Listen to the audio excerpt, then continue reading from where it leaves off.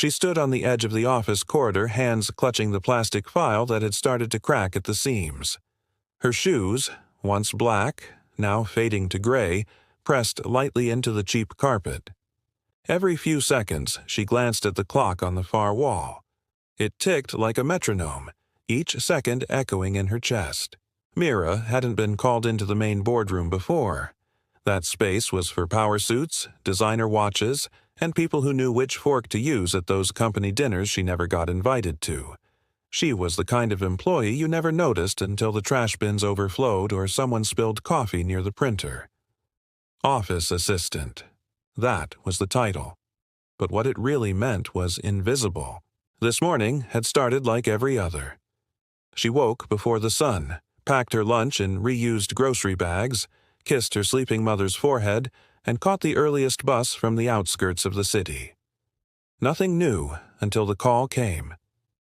"Mira, you're needed upstairs. Boardroom. Now." That was it. No explanation, no warm tone, just a clipped voice from reception, passed through the second-hand phone in the supply room. She replayed that moment in her head as she climbed the stairs. Her heart beat faster with each step. She'd done nothing wrong. At least, she didn't think so. By the time she reached the top floor, her breath was shallow, not from the climb, but from the weight of being somewhere she wasn't supposed to be. The doors to the boardroom were open, but not inviting. Glass walls, people inside in sharp blazers, a few of them laughing. She took a deep breath and stepped in. The room didn't go silent. That would have been too dramatic. Instead, a few heads turned, eyebrows raised. One person, Harvey from accounting, smirked and muttered something under his breath. Mira didn't catch the words, but she'd heard the tone before. Pity, dressed as amusement. No one told her where to sit. So she stood, file still in her hands. "We just need someone to run the demo," a voice said from across the table. It was Ava Lang, the operations manager, mid-30s, always immaculate. The kind of woman who made standing in stilettos look effortless. She didn't look up from her phone when she spoke. "We were supposed to have someone from IT, but he's sick or something. Mira, you've handled setup before, right?" Mira hesitated. She had, quietly in the background, plugging in laptops, running presentations, nothing more. "Yes," she replied, voice low. "Perfect," Ava said, finally looking up. "You'll do. Just run the slides and don't mess with anything." There was a round of soft laughter. Mira couldn't tell if it was at Ava's dismissiveness or at her presence. Maybe both. She walked to the console at the front of the room. Her hands weren't shaking, not visibly, but she could feel the tremor beneath her skin. The kind of tremble you get not from fear of failing, but from knowing no one expects you to succeed. The file she carried wasn't needed. No one asked for it. It stayed tucked under her arm as she tapped the keys, waking the system. The screen behind her flickered to life. People kept talking as she worked, discussing quarterly projections, using acronyms she never fully understood. There was a moment when the screen froze, just a flicker, and someone groaned loudly. "Oh, come on." She fixed it quickly. No one thanked her. They just kept going. 20 minutes passed. Then a voice cut through the chatter. "Wait, this isn't the right deck." It was Victor Chang, head of partnerships, a man who never learned the names of anyone below the 5th floor. He stood, eyebrows pinched. "This isn't the pitch I sent." Mira blinked. She looked at the file directory. There were multiple versions, all labeled vaguely. No one had told her which one to open. I was told to open the folder labeled Q2 Strategy." "Well, that's the wrong one," he said flatly. Ava rolled her eyes. "Figures." Someone chuckled. Mira felt the sound in her spine like cold water. Victor walked over, reached past her, clicked angrily. "Seriously, what do you people even do all day?" That one landed. People, as in her kind. The bottom floor. She said nothing, just stepped back. The rest of the presentation played. She remained standing, a shadow by the wall. By the end, no one was looking her way anymore. They were discussing numbers, deals, things worth millions. Mira just watched, listened, until someone's phone buzzed. Loud, insistent. Victor pulled his from his coat pocket, checked it. His face froze. "Is this some kind of joke?" he asked the room. Everyone turned. He held the phone up. It was a number, not saved. "I just got a call. They're coming in 15 minutes. "Who?" Ava asked. Victor's eyes flicked to Mira. "Someone big, from head office. They asked for her." Mira. The room went still for the first time. She felt every eye on her, some confused, some skeptical, and just like that, she was no longer invisible. But no one understood why. The silence stretched longer than it should have. Even the air conditioning seemed to hush, as if the building itself didn't want to miss what came next. Mira stood there, still holding her cracked file like a shield, while the stares around the table shifted from confusion to discomfort.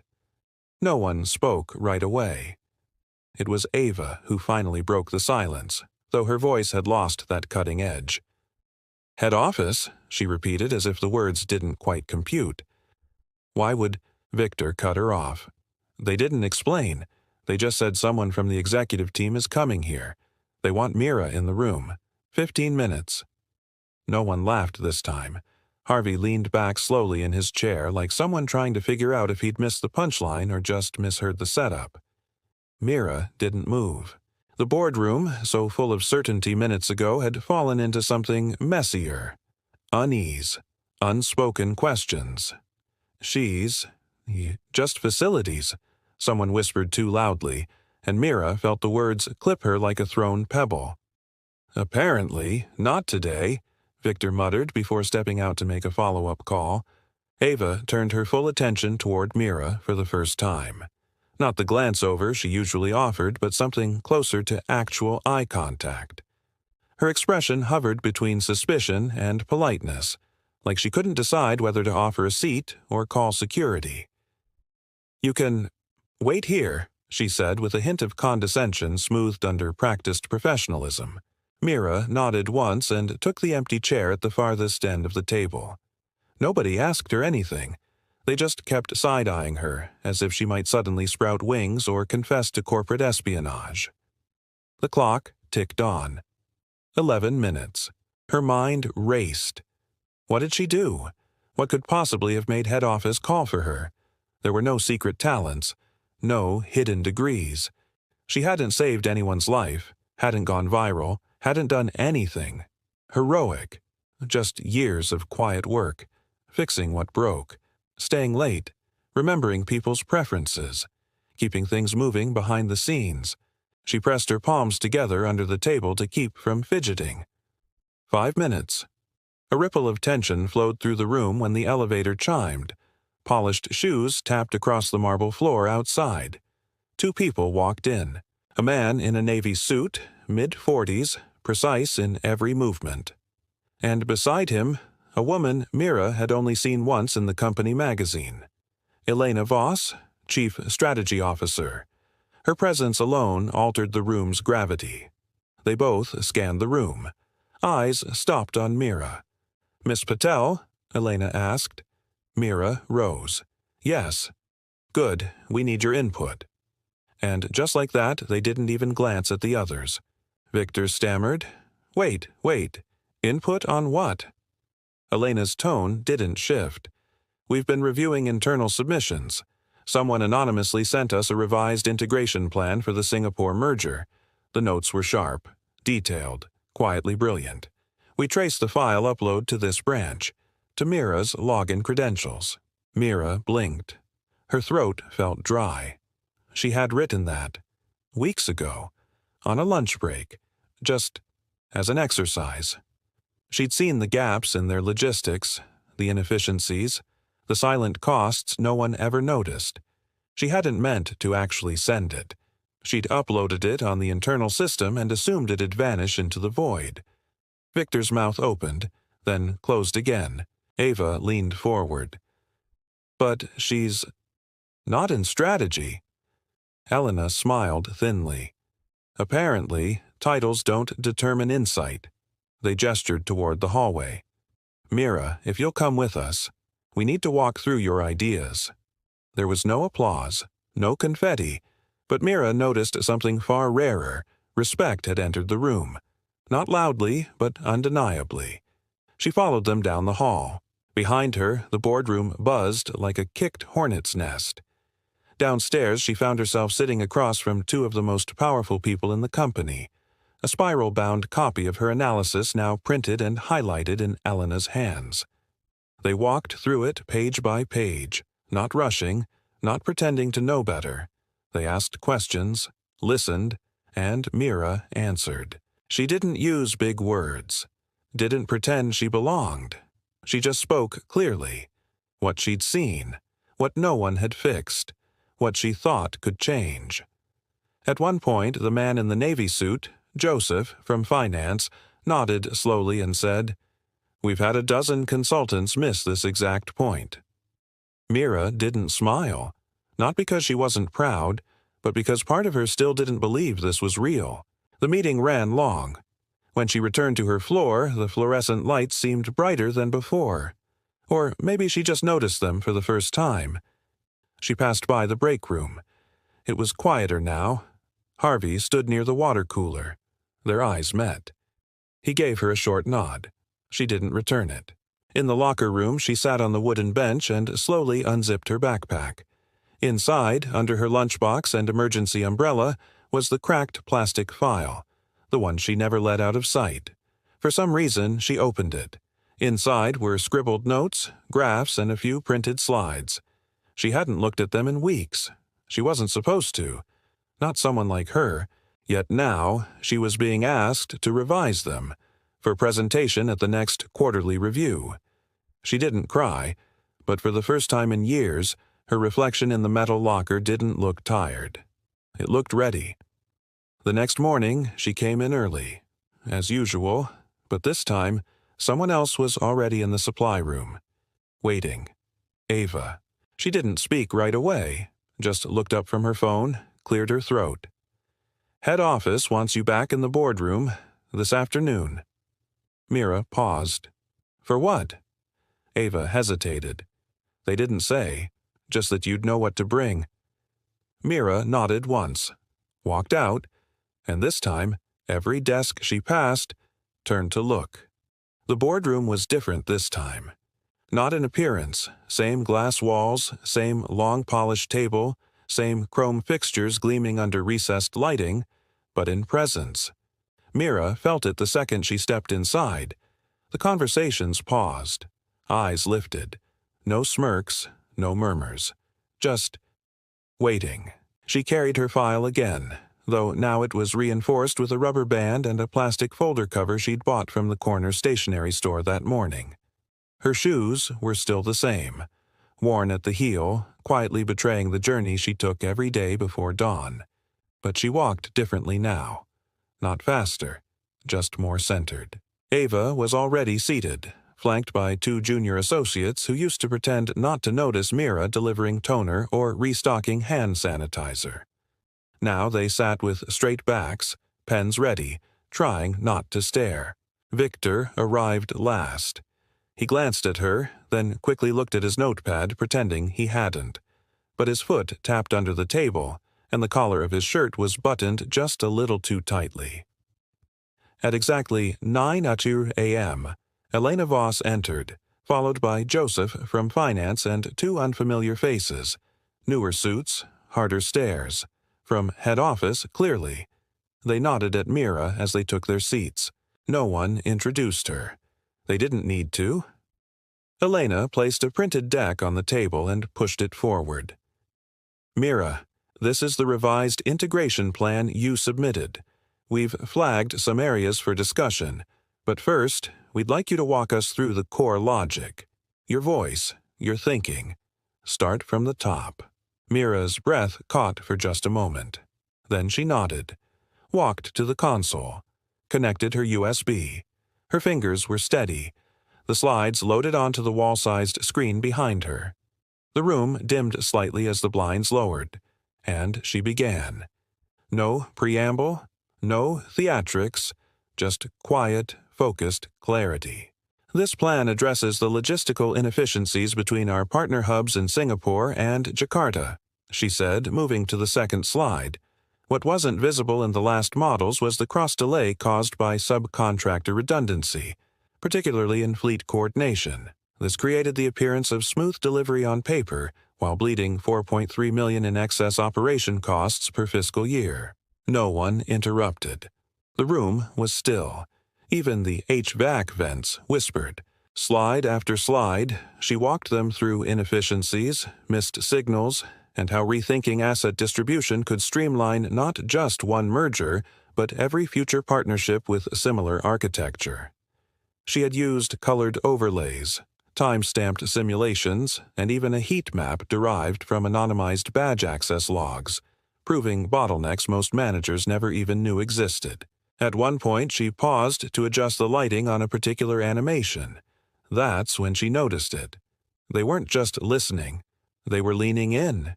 Even Victor. His earlier boredom had cracked into something sharper. Concentration.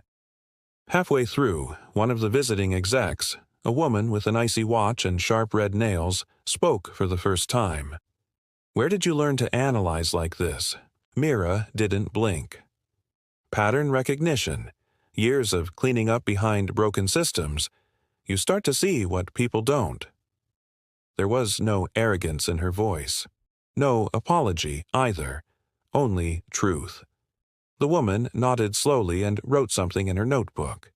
Mira returned to the slides. By the time she finished, 28 minutes had passed. But no one had checked their phones. No one had looked away.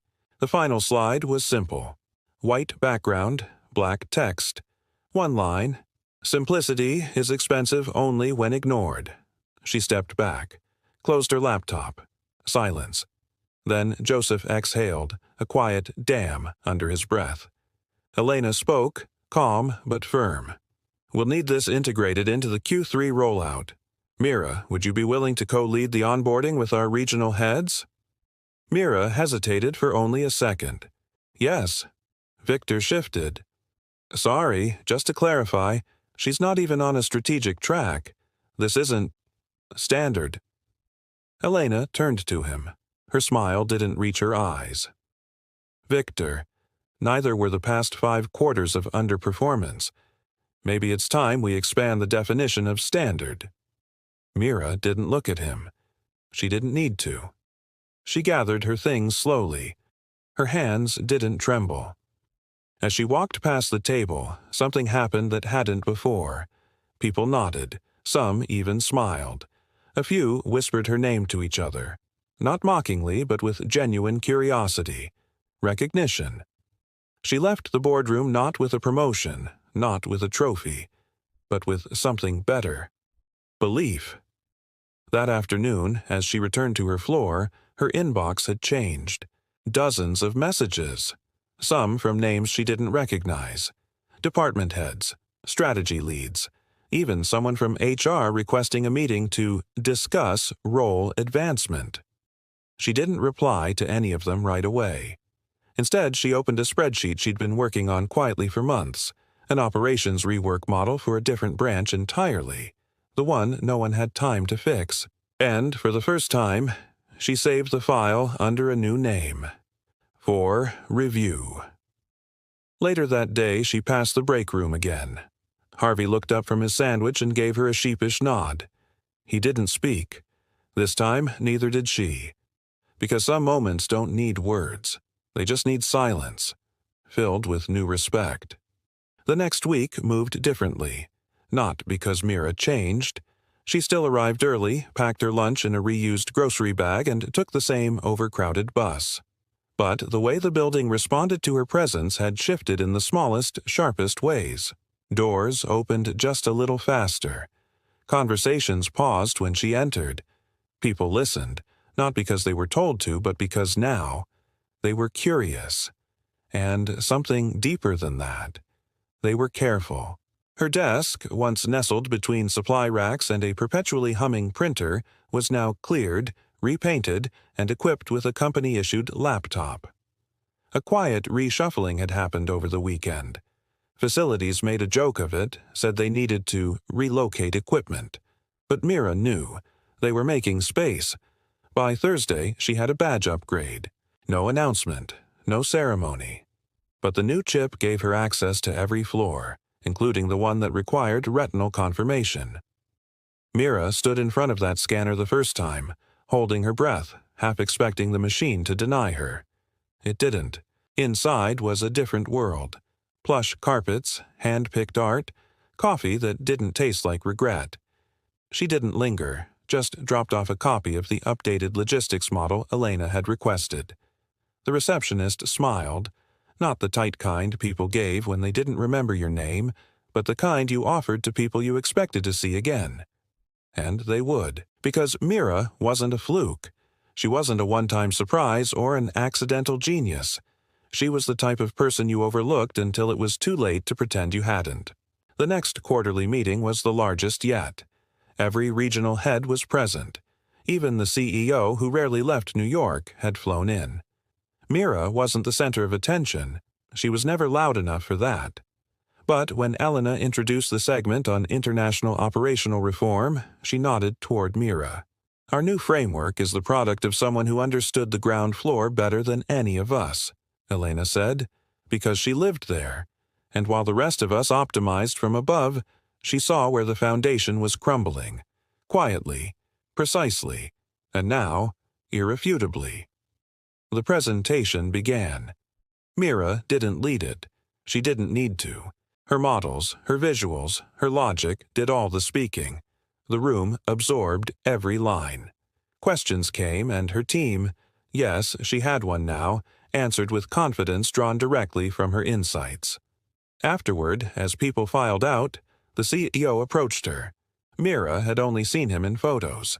In those, he always seemed rigid, serious, but up close his tone was unexpectedly soft. "Boss says you used to fix copy machines," he said. Mira didn't flinch. "Still do, when no one else will." He smiled. "Don't stop, but don't let that be the only thing you're known for." She nodded once. "I don't think it will be." That afternoon, Ava stopped by Mira's new desk. She lingered awkwardly, one hand resting on the back of a chair that was no longer hers to offer. "You handled that well," she said finally. "Thanks." A pause. "You know, I used to think people like you didn't understand the bigger picture." Mira looked up. Her expression was calm. Not cold, just clear. "Maybe we just weren't invited to see it." Ava nodded, quietly, then walked away. A week later, Mira took the afternoon off. She didn't tell anyone why. She just clocked out, boarded the bus, and took a slow ride to the care home on the edge of the city. Her mother was in the garden, wrapped in a light shawl, feeding birds that only came when she sang. Mira sat beside her. Didn't speak for a while. Just watched the birds, listened to the breeze, the way the world sounded when no one needed anything from her. Then she reached into her bag and pulled out a neatly folded document. A letter. Full-time offer, strategy division, relocation optional. Salary that made her chest ache when she first read it. She didn't say much, just handed it over. Her mother's eyes skimmed the page, then, slowly, filled with something soft and watery. "I always knew," she whispered. Mira smiled faintly. "I didn't." A long silence. Then her mother squeezed her hand. "You didn't need to. You just needed to keep showing up." As the sun began to dip behind the hedges, Mira sat a little straighter. Not prouder, just settled, grounded. Back at the office the next day, she found a card on her desk. No name, just 5 words, handwritten. "You made us all look again." She didn't ask who left it. Didn't need to. Because sometimes the world doesn't change all at once. It shifts. A glance lingers longer. A voice softens. A door opens where there wasn't one before. And sometimes the bravest thing you can do is simply be who you are.